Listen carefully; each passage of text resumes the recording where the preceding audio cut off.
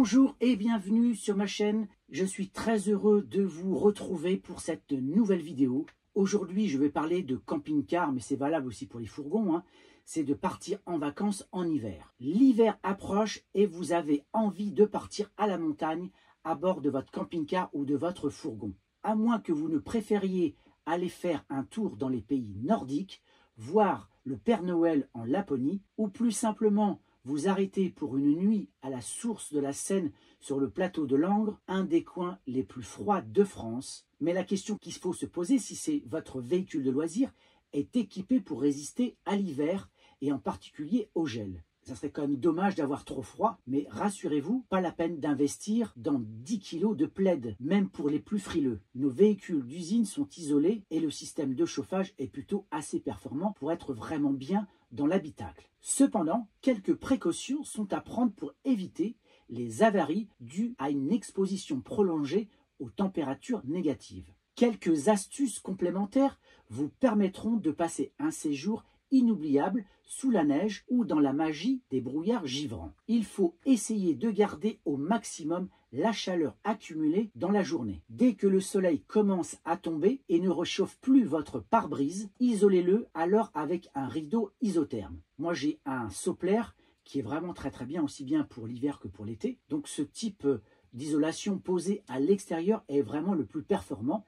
Il englobe le pare-brise et les vitres avant. Lorsque la nuit est tombée et avant que vous ne sentiez le froid arriver, par l'avant du véhicule, tirez le rideau qui se situe entre la cabine et la cellule de vie, ou ça peut être un rideau comme moi j'ai au fond. Cela vous fera une protection supplémentaire. Si vous avez des compétences en couture, vous pourriez même songer à confectionner un rideau avec de l'isolant mince. Alors au niveau de la réserve électrique, vous aurez donc besoin aussi de recharger vos batteries très régulièrement. Alors il y a plusieurs solutions. Faire confiance aux panneaux solaires. Il est mieux dans ce cas d'avoir plusieurs batteries à décharge lente ou bien des batteries lithium qui elles permettent de se vider complètement. Donc ça c'est vraiment un avantage de la batterie lithium. Ou actuellement on peut avoir, en tout cas on peut s'équiper de stations solaires. L'autre solution c'est de rouler tous les jours. Vous pouvez aussi rouler tous les jours, mais bon, si vous êtes sur un bel emplacement, vous n'avez pas envie de vous déplacer, vous avez envie de rester en statique. Vous pouvez éventuellement posséder un groupe électrogène, mais alors il faut choisir le plus silencieux possible. Parce que imaginez sur une aire de camping-car au pied des pistes, et vous avez un groupe électrogène qui fait un boucan d'enfer, c'est insupportable. Vous pouvez également vous brancher sur une aire ou un caravanège. Donc il existe toute une liste en France où vous pouvez connaître ces emplacements.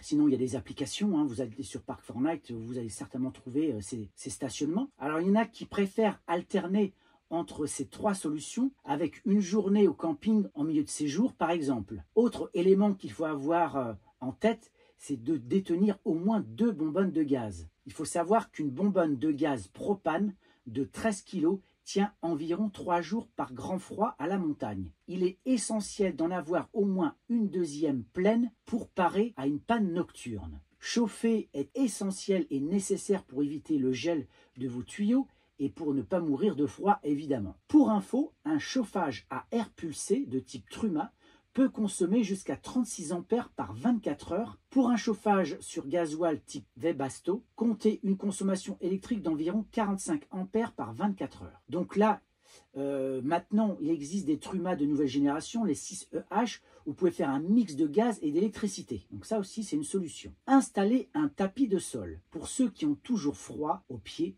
pensez à amener les chaussons bien sûr, mais vous pouvez également isoler le sol avec l'ajout de tapis ou d'une moquette découpée aux dimensions du couloir de circulation, sans oublier le dessous de table. Alors il faut être aussi économe en eau, parce qu'il peut être compliqué de se ravitailler par grand froid.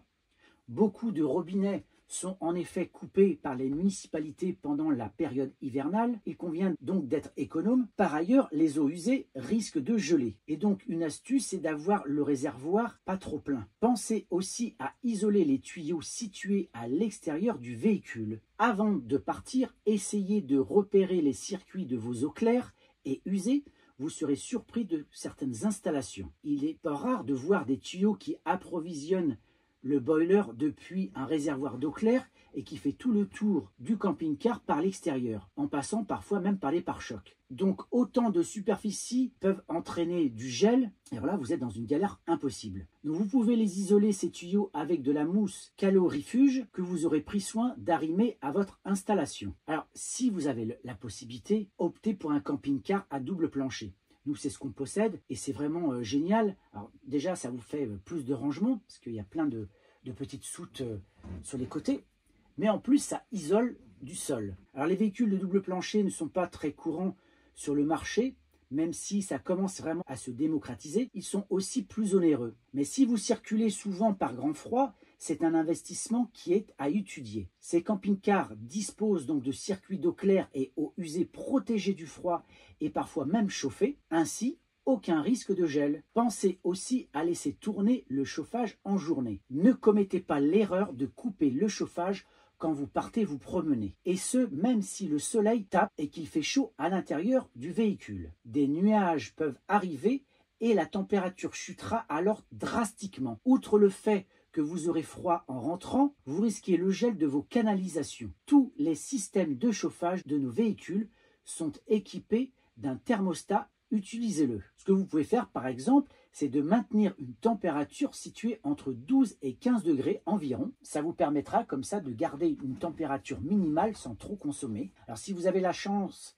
d'avoir comme moi un chauffage Truma H, donc gaz, électricité, et que vous êtes sur un endroit équipé de bornes électriques, eh bien vous vous branchez, comme ça vous êtes tranquille. Sinon, pensez à économiser l'énergie électrique. En hiver, on puise beaucoup sur nos batteries.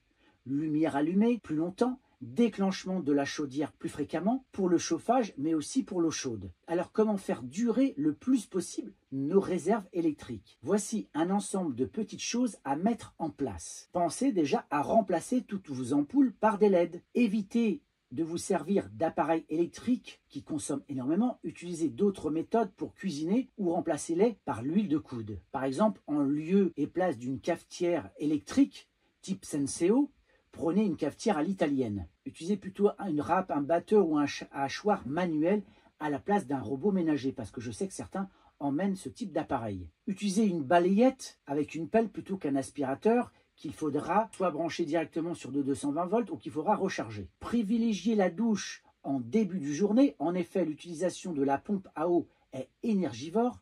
Si vous puisez dans vos réserves électriques le matin, les batteries auront la journée pour se recharger avec les panneaux solaires. Pensez à contrôler aussi régulièrement ces batteries. Le contrôle du bon état et du rechargement des batteries est une opération à faire avant le départ, puis ensuite régulièrement pendant votre séjour, aussi bien pour ce qui est de la cellule de vie que pour le moteur. D'autant que par exemple les batteries lithium détestent le froid et ont tendance à s'abîmer quand elles passent trop de temps au froid. Ça c'est une chose qu'il faut avoir en tête. Moi j'ai eu le cas pour des vélos électriques et mes batteries avaient pris un sérieux coup. De même, dégagez les alentours de votre véhicule régulièrement pour ne pas avoir affaire à des congères au moment de partir. Dans votre soute, une pelle à neige est indispensable. Parfois, il peut être intéressant de prévoir des additifs et des fluides grand froid. Il s'agit notamment de prévoir des additifs, par exemple, pour le réservoir de carburant. Pensez également à utiliser un lave-glace résistant au gel. Pensez aussi à partir, et ça c'est la base, avec des pneus neige ou des chaînes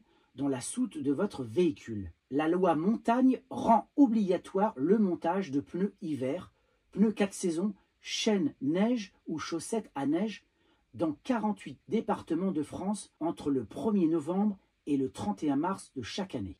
Donc il s'agit de départements où sont présents les massifs montagneux, les Alpes, Massif central, Corse, Pyrénées, Massif jurassien, Massif vosgien. Dans certains départements de France, les automobilistes sont dans l'obligation de doter leurs véhicules d'équipements spécifiques hiver du 1er novembre au 31 mars. Il faut soit être équipé de pneus hiver 3P MSF, pneus neige, soit de pneus 4 saisons 3P MSF, soit détenir dans votre coffre chaîne neige ou bien chaussettes à neige, métalliques ou textiles. Alors, à partir du 1er novembre 2024, seuls les pneus avec marquage 3P MSF seront admis.